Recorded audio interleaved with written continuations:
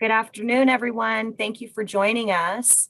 For this session today, Summit is proud to partner with Member Haven. Today, we will be discussing the latest trends and regulatory updates that could impact your benefits plans.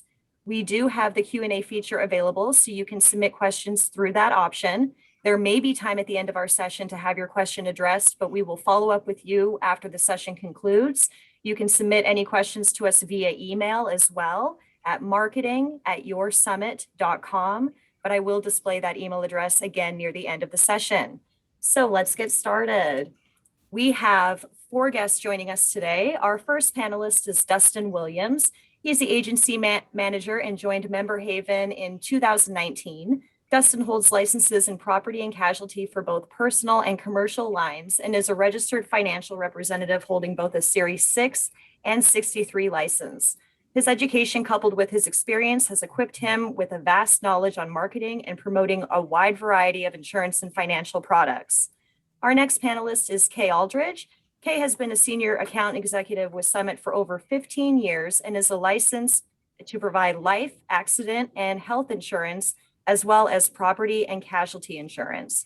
She is a member of both the Tulsa and National Associations of Health Underwriters, in the past serving as an executive board member of the Tulsa Association. Kay takes great pride in helping her clients' employees, educating them the best way to maximize their benefits, and guiding them through the often confusing claims process. Our next panelist is Todd Rolland. Todd serves as president of Summit's employee benefits practice. Having been with the company since its founding, he has tackled the most unique and complex employee benefits solutions. His experience is diverse and spans multiple industries. This perspective enables him to mitigate risk and guide clients to time-test and creative solutions. Todd's professional designations include Certified Employee Benefits Specialist, Registered Employee Benefits Consultant, Retirement Plans Associate, and Group Benefits Associate. And our last panelist is Kaci Skidgel. Kaci is president of Retirement Plans for Summit. She is the author of the book Path to the Summit: Strategies to Reach Your Company's Peak Retirement, and was acknowledged as one of the top women advisors by the National Association of Plan Advisors for 6 consecutive years. Most recently, Kaci was named by Financial Times as one of the top financial advisors, and the Summit team was named as the top DC advisor team in the country. And now I will pass this on to Kay to start today's session. Thank you, Megan. Hello, everyone. Just thank you so much for joining us today on our Credit Union Services, Member Haven and Summit informational webinar. We're really excited to be able to get to meet you. We're excited about this partnership. We look forward to meeting you and going through your benefits and saving you some money. I've been handling the benefits for Credit Union Services for over 10 years. And so now we'll be able to pass on our services to you. So without further ado, I'm going to pass the baton over to Todd Rolland, our president, and he will be conducting this webinar along with Dustin. Thank you, Kay, and thank all of you all for being in attendance. We've got a landscape that is quite full these days regarding regulation, and some of this has created some confusion within the marketplace, pretty significant confusion, really. So we look forward to trying to clarify some of that. And Dustin, I want to thank you. Dustin reached out to me and, we talked about a variety of things that were of interest at this point. So he brought to my attention what he thought would be some needs for clarification among all of you member credit unions. And so Dustin, thank you for allowing us to come on today for sure. And so with that, I'll talk about a few things. We're going to, one of the big areas within benefits today that's created a lot of confusion revolves around the idea of COBRA and COBRA compliance as it relates to the American Rescue Plan Act, as well as the emergency extension time period for COBRA. And so in terms of notices and who's required to pay premiums and what is the timing of the premiums, we find that that has created some confusion because prior to the final regs, it was a bit ambiguous, if you will. And then we're going to talk about also the federal healthcare exchange, individual health insurance exchange, and some of the subsidy that's available there, and some changes in the regulations regarding that. I think that's going to be important. Kay and I were speaking. It's going to be important as it relates to a large employer by definition under the ACA, which is 50 or more. We're going to talk about some of you out there, many of you credit unions in attendance today are probably not self-insured or partial self-insured for your benefits, but we know a few of the credit unions are. So we're going to talk about some reinsurance considerations and what you really need to be aware of. We're going to talk about mental health parity, both quantitative and non-quantitative issues regarding mental health parity and how the Department of Labor has started really to come in and investigate. Lots of DOL investigations going on now around mental health parity. Senate Bill 821, which was a very, very significant prescription Senate bill that our governor vetoed. We want to tell you about our involvement in that and how that could affect you, because we think that it's going to try to be rewritten through other constituents at the state capitol into the future. We'll be talking a little bit about price transparency and what that means within the landscape. Some of you out there may be wondering about Blue Cross Blue Shield and St. Francis, or Blue Cross Blue Shield and OU Pediatric out of Oklahoma City. So we're going to talk about two of the million-pound gorillas and where that stands. We feel like we've been fortunate. I've spoken to Joe Cunningham, the CEO of Blue Cross Blue Shield, and then we've spoken to the second in command over at St. Francis. So Blue Cross Blue Shield is just one of many service providers that our clients are aligned with, but we know that the Tulsa landscape is wondering about this because it's pretty impactful and pretty important to a lot of you out there. So let me go back and let's talk just a moment about COBRA and some of the confusion. So, initially under the pandemic and COVID, there was an emergency extension for COBRA that suggested if you become an eligible beneficiary, a qualified beneficiary under COBRA, starting in March of 2020 and going forward, you literally, under the emergency extension, which, by the way, and Kay, correct me if I'm incorrect here, but I think we're still, as of this morning, we're still in the emergency extension period for the pandemic. So that emergency period has not been determined and come to an end at this point. So under that extension, qualified beneficiaries have up to 1 year to not only elect COBRA from the point in time that they become eligible, but they also have up to 1 year to retroactively pay premiums that are due for COBRA. So that's one issue that is in play now. Most of you out there probably have heard of this. If you haven't, then get with your broker consultant. Certainly get with us. We're a resource that's available to all of you as a member credit union. So, but with that still stays in play. And essentially, there are two exceptions to this. One has to do with Medicare and the other has to do with an employer plan. We'll talk about that for a moment. The second piece of COBRA related regulation that's out there today is part of the American Rescue Plan Act. And under the American Rescue Plan Act, it suggests that those individuals that have COBRA in place, or they retroactively, if they're in that 1 year time period, elect COBRA from April 1st through September 30, the federal government is going to allow those premiums to be paid 100% by the employer. They're going to fund and offset the quarterly payroll tax at an employer level, and then the employer would be responsible for paying that premium for the employee. So that time period, again, is April 1st through September 30, 2021. And as I mentioned, those two things are going on concurrently. So it has really prompted a lot of confusion in the marketplace. But the emergency relief time period and the extension of that really formally started in March of 2020.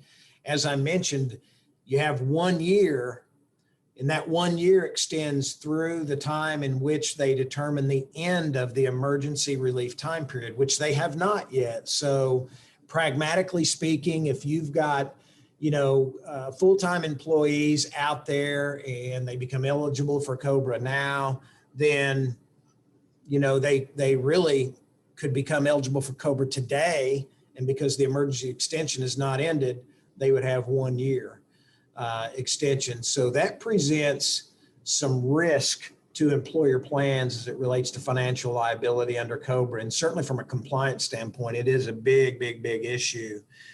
The premium assistance from the time period of April through the end of September is not available if the individual is eligible for another employer sponsored health plan, or they become or are Medicare eligible.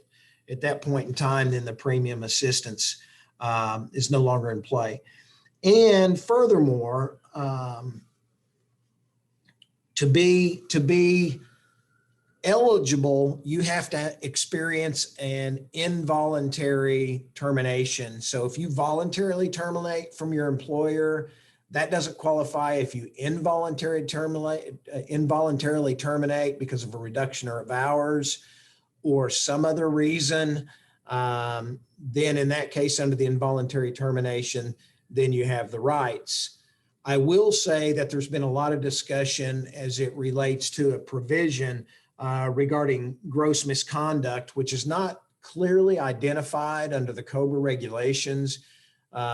Gross misconduct means things certainly far out of the ordinary, but it's so liberally or so conservatively defined. You need to be careful as an employer if you decide that you want to take advantage of the misconduct provision, because it's certainly, I think, Brandon, I'll use a couple of his examples.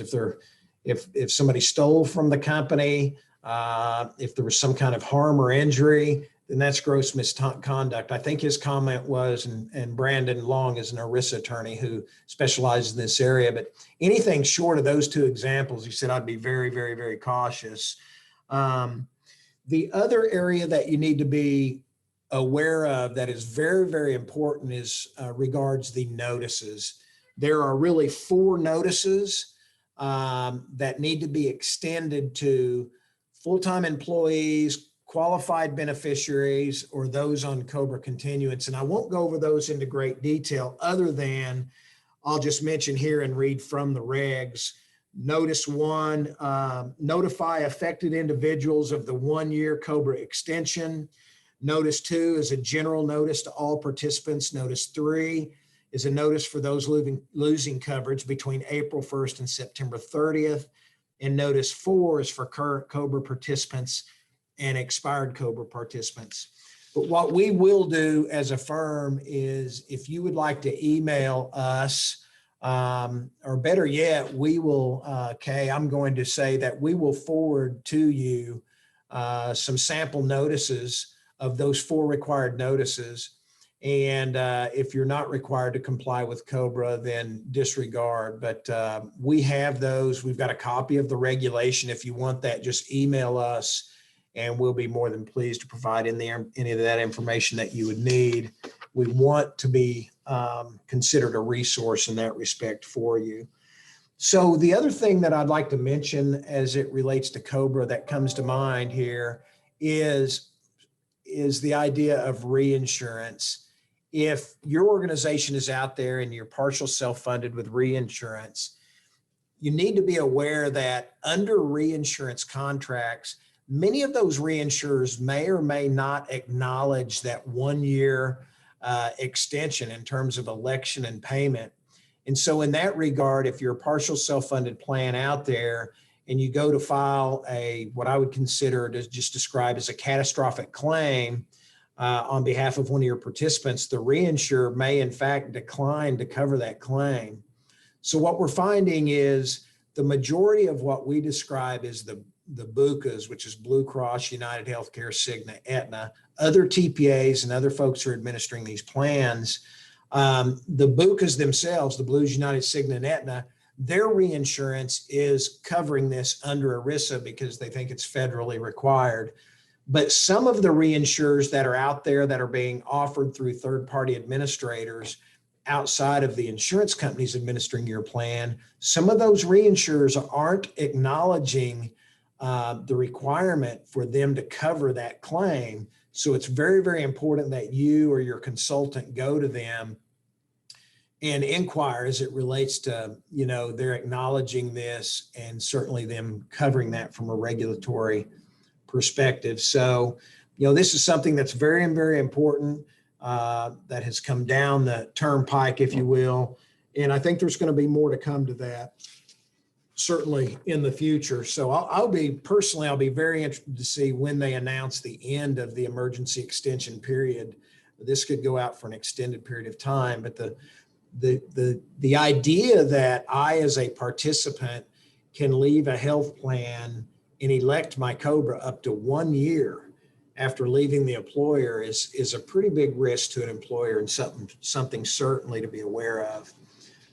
The other issue that we want to mention under the American Rescue Plan Act, Kay brought this up to me because she's been addressing this a lot with her team and with our number of our clients. And so if you are an applicable large employer, ALE is the vernacular you'll see. If you're an applicable large employer under the Affordable Care Act, then you have to comply with minimum value health plans, offering at least a minimum value health plan. And you also have to comply with a provision that relates to affordability. So your health plan has to be considered affordable under the Affordable Care Act. And there is a formula that you're all aware of by this time if you're under that provision that dictates that. But under the federal exchange, the state of Oklahoma did not opt to start an Oklahoma-based exchange. They opted out and decided to piggyback the federal exchange for individual coverage. Well, if you're an applicable large employer and your plan is offered to a participant and your plan is affordable and meets minimum value, if they opt out of your plan and go to the exchange and receive subsidy, then you could be subjected to what we call it the tack hammer and the sledgehammer tax. So you could be subjected to the sledgehammer tax, which I'm not clear if I can recollect exactly. Maybe it's 3,000 between 2,000 and 3,000 for every participant that may opt out of your plan, go to the exchange and receive a subsidy. What's important here is they have changed the income level in which you qualify for that subsidy. It was, prior to the regulation, 400% of the federal poverty level. So if you were 400% of the federal poverty level or below, you could qualify for a subsidy to help pay for those premiums. With the amended regulations now, they've amended that to say 8.5% of household income.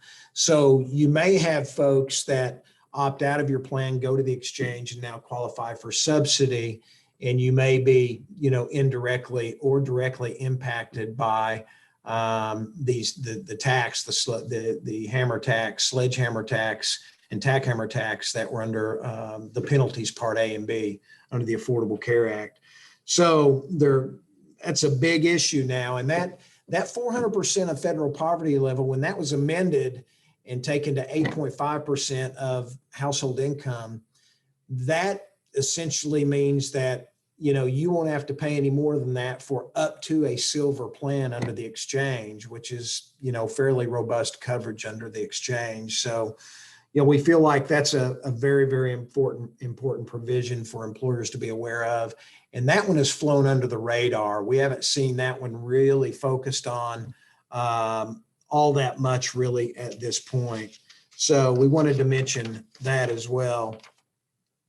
Let's shift gears just for a moment. And I want to talk to you just a bit about mental health parity. Most of you out there are familiar with mental health parity because the regulation under mental health parity has been in play for some time. But many of the ERISA law firms are informing us now that they're seeing Department of Labor audits that are directly tied to mental health parity and the requirement that employers comply with mental health parity. So as it relates to mental health parity, let's just talk about that for a moment. DOL audits are really on the rise. So what really does mental health parity mean at a pragmatic level? So mental health parity really is regulation that says if your plan includes mental health benefits, it has to include benefits that are equal to or in parity with the surgical benefits under your health plan. And there are really two criteria that they look at under this provision. One is the quantitative criteria, and the other is the non-quantitative criteria. So under quantitative, let's talk about just an example of what that might mean.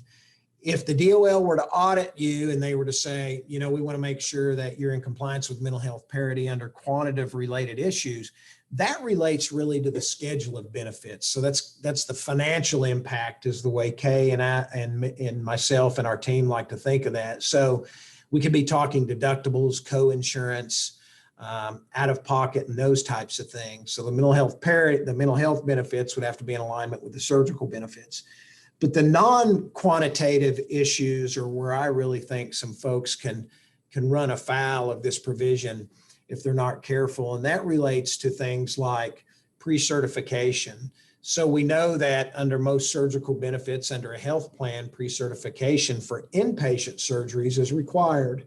For outpatient, the majority of the time, pre-certification is not required. And so for mental health related benefits, historically speaking, they haven't required some pre-certification as well.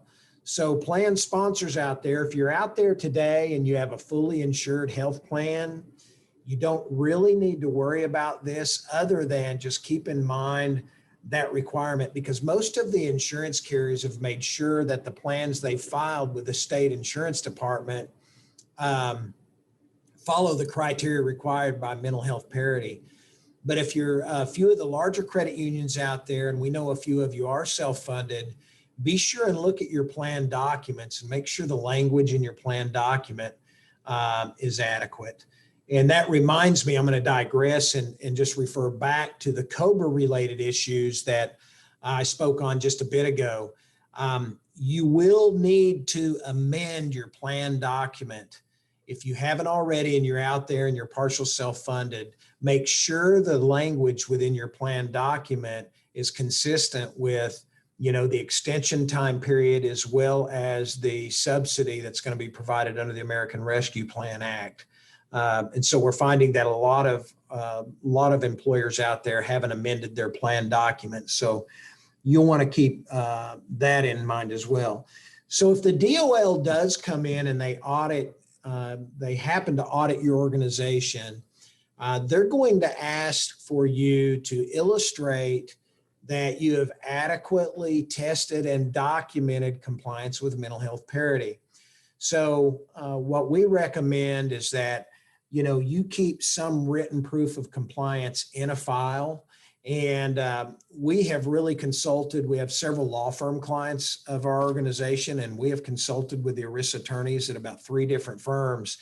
And really this is an area that there's been kind of a miss within the industry here because making sure you're compliant, at a real comprehensive level, you'd need to seek legal counsel. But again, pragmatically speaking, you might just look and make sure that those benefits for surgical and mental health are in alignment. Make sure if you have pre-certification requirements under the surgical, that you have pre-certification requirements under the mental health, and then just document that and put that in a file. So if they come to you at least and they start asking you about quantitative and non-quantitative requirements, you'll know what they're talking about. You'll have that documented in a file, and that will bode and put you in a much better position than otherwise you might find yourself. So at this point, I'm going to switch gears just for a moment and talk to you about Senate Bill 821, State Bill 820, Senate Bill 821 under the state of Oklahoma. And so this was some of you out there may have heard of this, maybe you haven't. This was a big deal, and it may continue to be a big deal, although Governor Stitt has vetoed Bill 821. And so 821 was a bill that revolved around pharmacy benefits.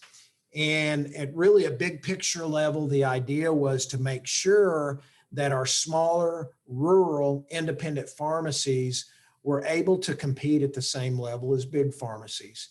And that's noble and that's great, because we know that I grew up down in Tahlequah, Oklahoma many years ago.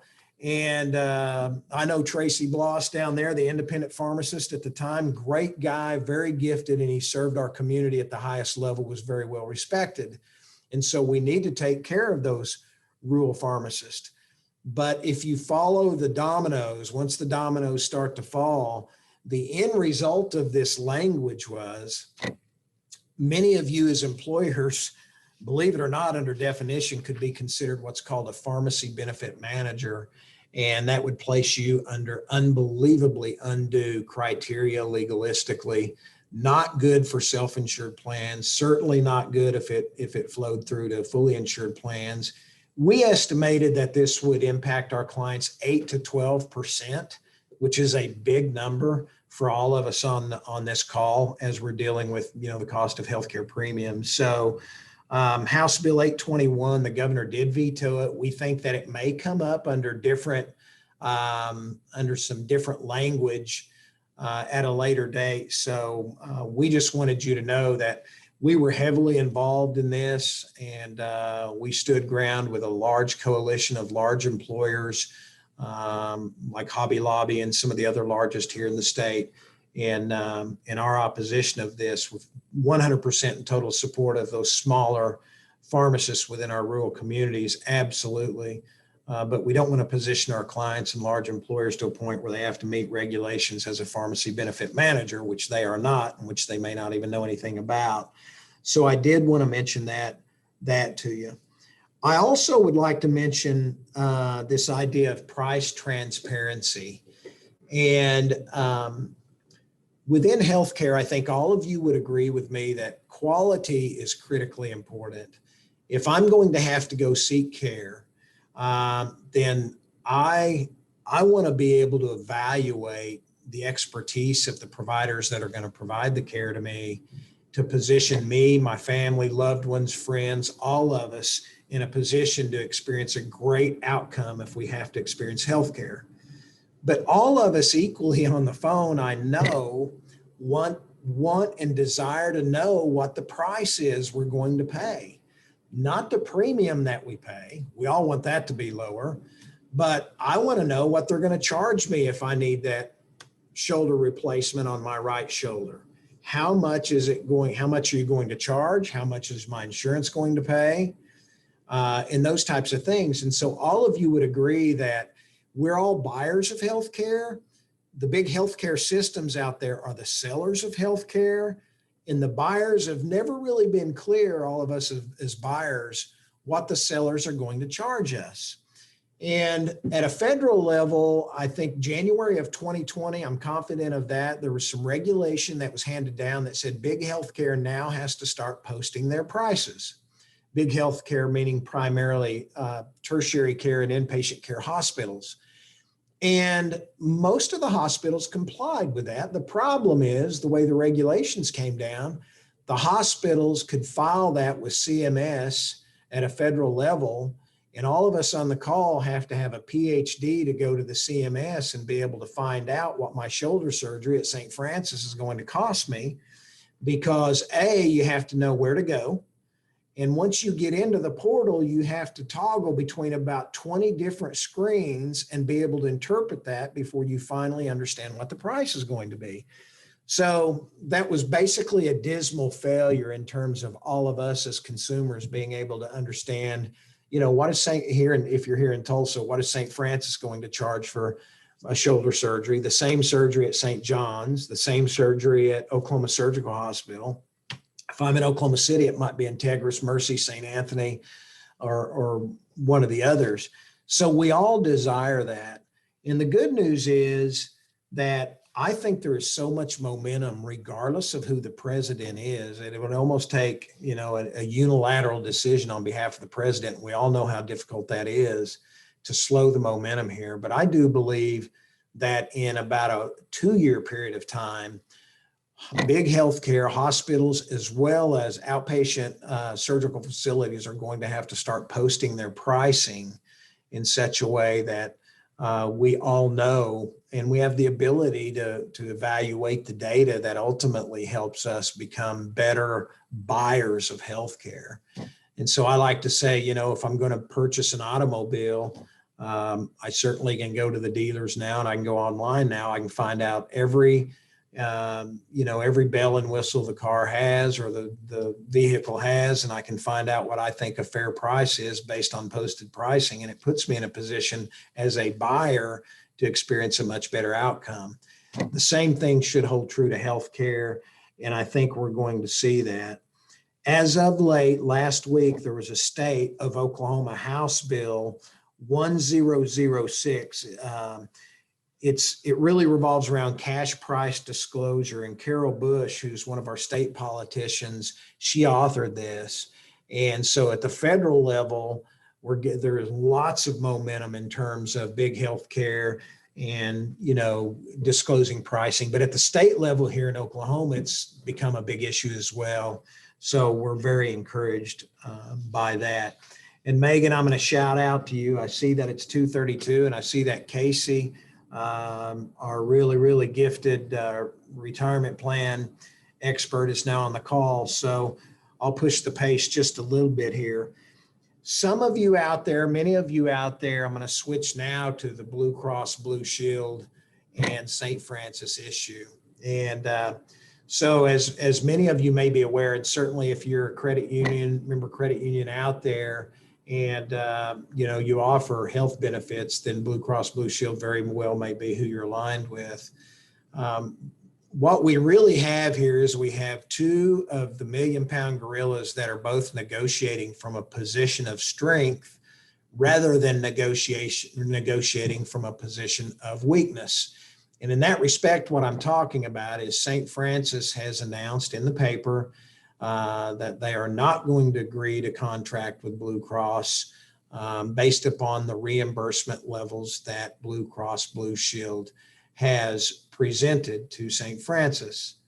I've spoken to Joe Cunningham, who's the CEO of Blue Cross, and we've spoken to the second in command at St. Francis, and we don't have permission to mention their name at this point. And here's what we know without seeing it in writing. So we know, I guess I wouldn't say it was hearsay because it's first person, but it's probably not far from hearsay.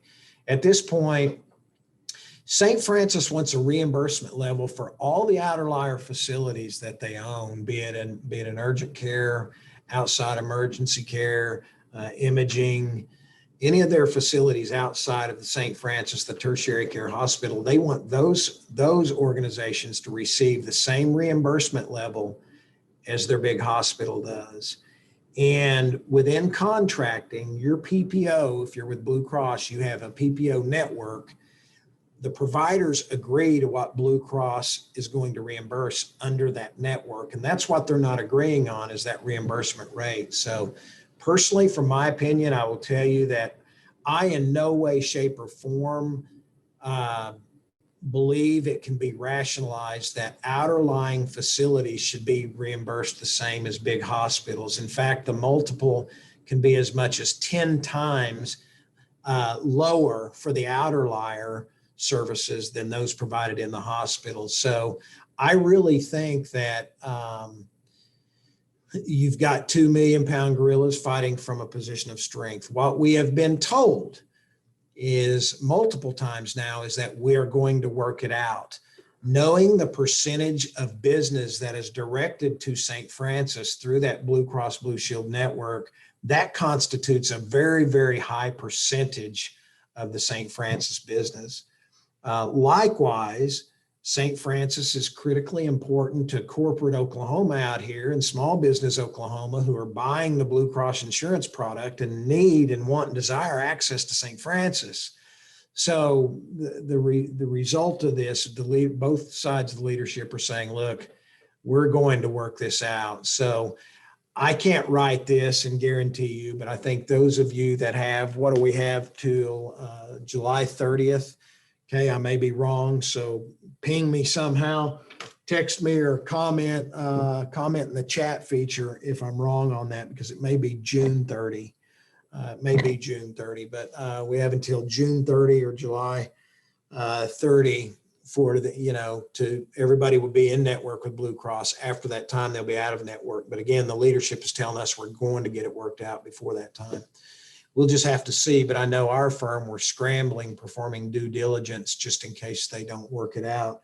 So I wanted to mention to you the latest that we knew in that regard.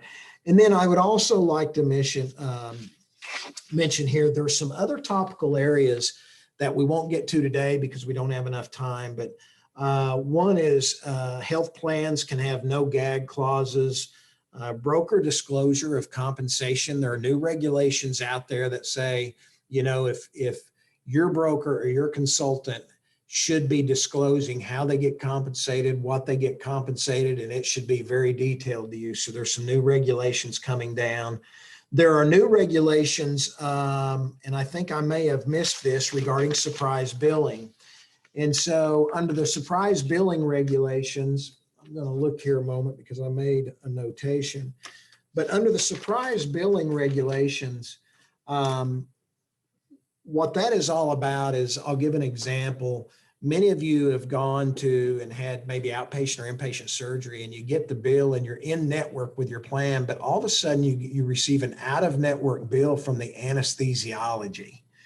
And that occurs quite a bit within hospital settings, we find. Well, the regulations are going to demand that no longer occurs in health plans. So there's surprise billing legislation that's going to be very important as well as we go forward. And so at this time, Megan, I think we're at about that time. And I just want to extend my thanks to all of you for attending. And I know that Dustin will be talking a little bit about our partnership, but we are partnered with Member Haven Insurance. We are in a position where we were able to negotiate for the benefit of all the credit unions an online enrollment and eligibility, cloud-based eligibility platform at no charge. We can guarantee every credit union out there through our partnership a reduction in their group life, disability, and those types of programs. So there are some things that we can do for you, and just look forward to meeting you. If we can assist you, we have a desire to do that. If we're not in a position where we can help you, we understand that as well. But as a result of our partnership with Member Haven, we look forward to just having a discussion with you.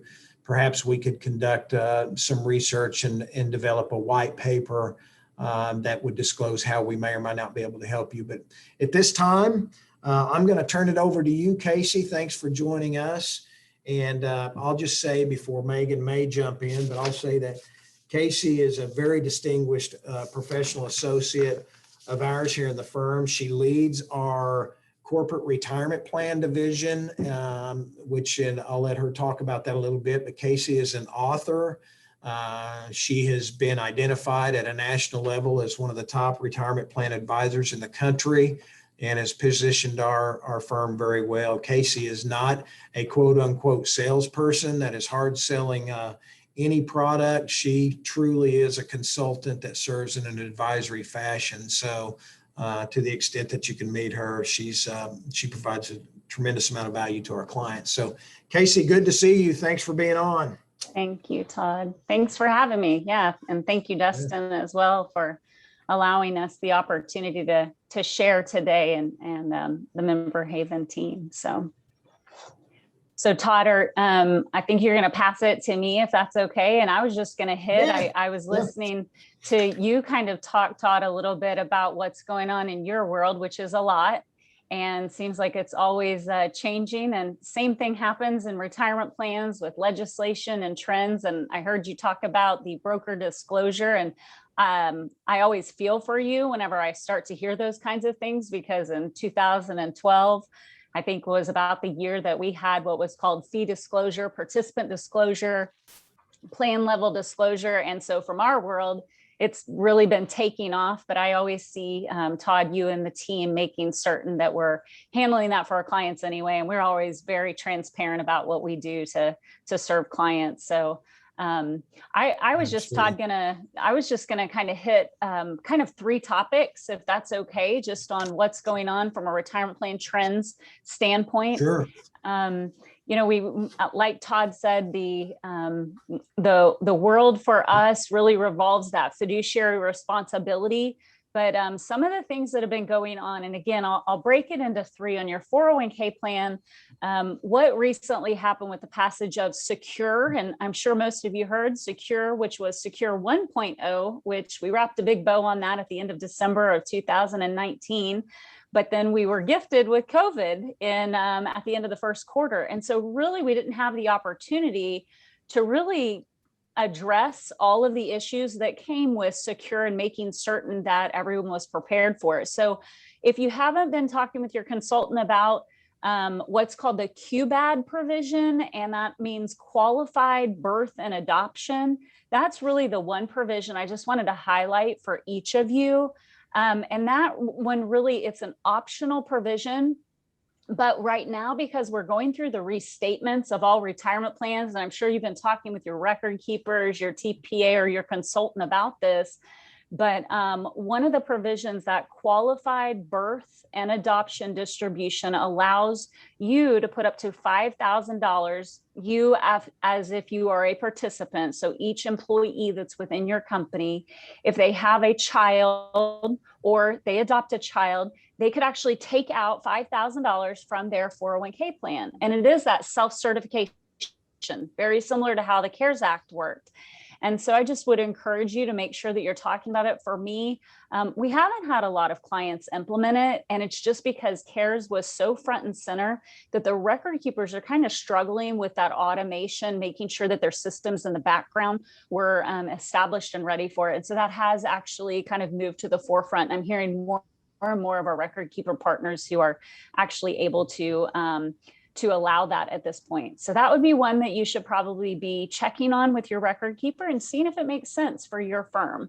The second thing that I feel like is pretty important going on right now, and everybody knows this, and as a credit union, you have to deal with this anyway with your members, but if you think about the cyber security from that perspective, that's something that's really been gearing up. And a lot of this is actually happening because the Government Accountability Office about 1st of April came out and said, hey, we want to know what the Department of Labor is actually doing, what they anticipate and expect, what are the minimum expectations for employers with respect to them monitoring in order to protect participant accounts.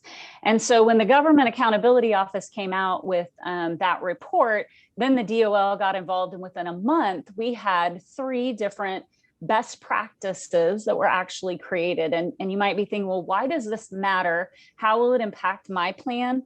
Well, with $9.3 trillion right now of money sitting in retirement plans, the dark web and those fake imposters who are going in and taking people's money, what's really happening, and I'll just give you a real quick case. There was a gentleman up in Wisconsin, 112 employees total in the organization, and their company, a communications company, he had $124,000 that was taken out of his account, completely wiped out his account. They were using actually a bank as their record keeper.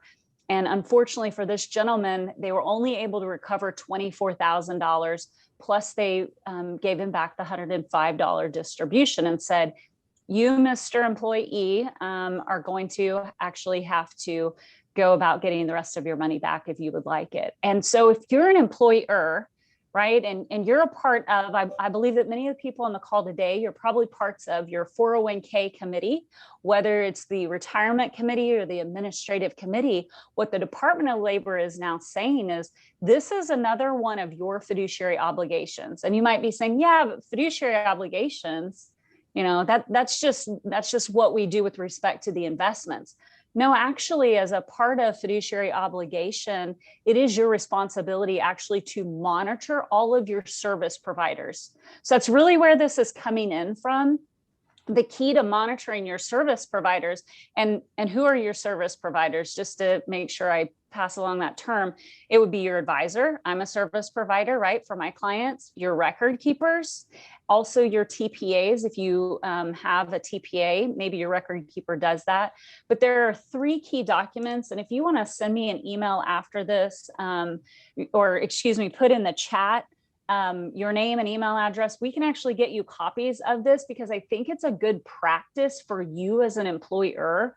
So at your next committee meeting, whether you meet quarterly, semi-annually, or annually, ask this question of your service providers. Ask your record keeper, what is their policy? What are they doing in the background? And so the 3 were tips for hiring a service provider was one of them, and then best practices. And the final one is actually something that you can provide to your employees. And so I just mentioned that one for your employees, because you're going to say, well, yeah, Kaci, those are just the basics. You're correct. And I'm sure the bank has to, you as credit unions, you're working with your members, the multi-factor authentication. I am still surprised, because there are still record keepers that are not using multi-factor authentication yet. So that's something that if your service provider, your record keeper doesn't have that multi-factor authentication, you really want to be asking, well, when is that going to come into place? A lot of the larger record keepers they will have an audit on an annual basis. They're going to be able to provide you with some type of either it's their SOC notice, or it could be their auditor report that talks about all the things going on, their secure systems in the background. What's their process if that fake imposter does happen to hack into one of your employees' accounts? Are they going to make that employee whole? Or what are they going to do? And Todd, an interesting thing that I might just say is one of the things that, as we've been reading and studying on this actually also applies to health and welfare plans. When the Department of Labor came up with this, and I think we had talked about this, the Department of Labor said, hey, this isn't just about HIPAA anymore. I know you have to deal with HIPAA, but because it's that participant information and their personal information, one of the things that likely we are seeing is that the DOL is saying there should be some guidance with respect to are there any gaps that need to be filled? So that would just be something that I thought would be worth mentioning as well for each of you. And then really the other part of that is just making sure that you're evaluating the processes, document that out. So with our committees, I was at a committee meeting yesterday, right? And several of them last week, because we're doing our quarterly meetings with clients. Some of the things that we're talking about, we're documenting that out from a cyber perspective. What is the record keeper doing, and what are they taking care of in the background?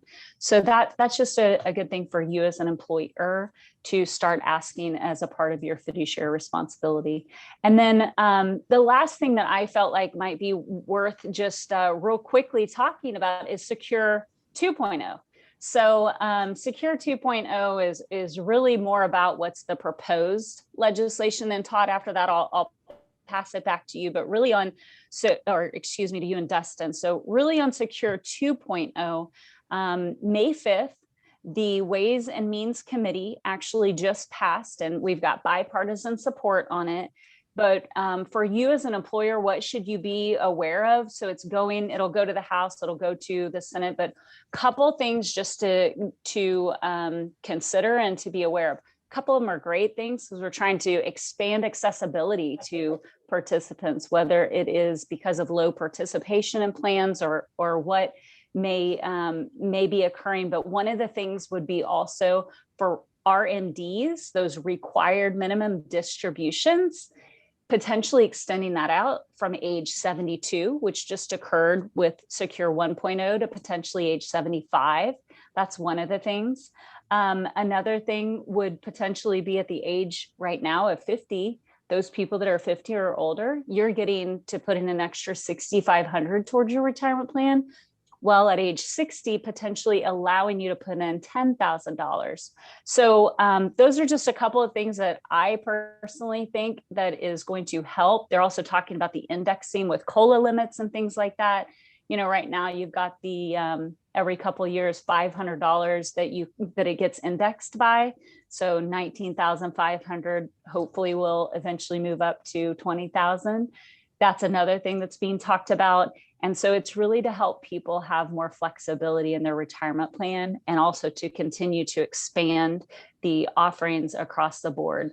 Something kind of last comment, and then I'll pass it back over to Dustin and Todd, would be just to be aware that student loan debt is a big topic of conversation. So how can your credit union be considering that on a going forward basis? Because the average person has $38,000 worth of debt with respect to student loans. And can you do a matching formula to potentially help them? So those are some of the things coming that I feel like are going to be things that you and your committee would want to be discussing and making sure you talk to. There's a whole host of other things. I think there was 35 things proposed at this point, but we'll keep listening and learning more. And as Todd, you mentioned, let us be a resource.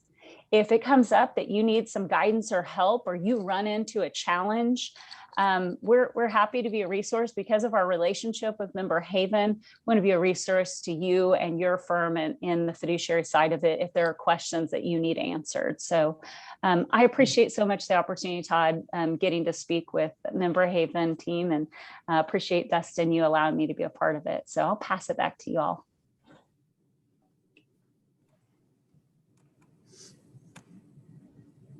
Thank you so much, guys, for your time today. I appreciate both of you very much. And for the members that are on the call, I just wanted to thank you. Thank you so much for your continued partnership with the Credit Union Service Centers. I haven't had the distinct privilege to meet each and every one of you individually, as there's 17 credit unions represented, but I just wanted to thank you. There's a lot of great things happening at Member Haven right now. And the one thing that I wanted to share with you is that in everything that you've heard today and everything that Member Haven has to offer, you are the winner in all of those things. You have exclusive offerings that you receive as a result of this partnership. You get significant cost savings potentially off of your plan.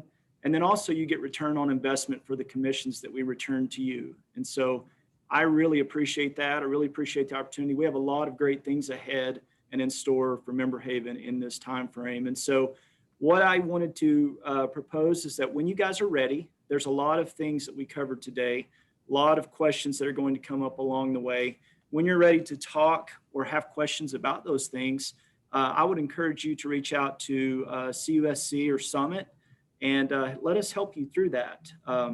We are ready and able to help you when you are ready to use us. And so I wanted to thank you all for being on the call, and I wanted to toss it back over to Todd. Yeah. Thank you, Dustin. Really, really appreciate the time. And again, thank each of you out there, member credit unions, for taking the time to join us and spend a little time with us. I think Kaci stated it very well. We really, our desire is to be a resource for you. The time will come where if you need expertise that we possess, then we'll be more than pleased to partner with you. But I just appreciate you taking the time today. I hope you found it helpful and informative, and we look forward to speaking to you next time. So Megan, I'll turn it over to you. Thank you, Todd. Thank you all for joining us today. And thank you to Dustin Williams and Kay Alldredge, Todd Rolland, and Kaci Skidgel for sharing this valuable information.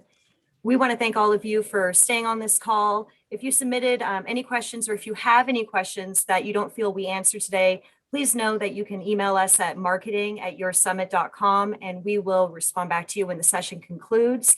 Don't forget to connect with us on social media. As Kaci and Todd mentioned, we want to be a resource for you. We host webinars regularly on topics of benefits, investments, and HR consulting. Our next webinar will take place on June 16th, and we are excited to partner with Gable Gottwal's law firm and the Oklahoma Center for Community and Justice, where we will be discussing diversity, equity, and inclusion.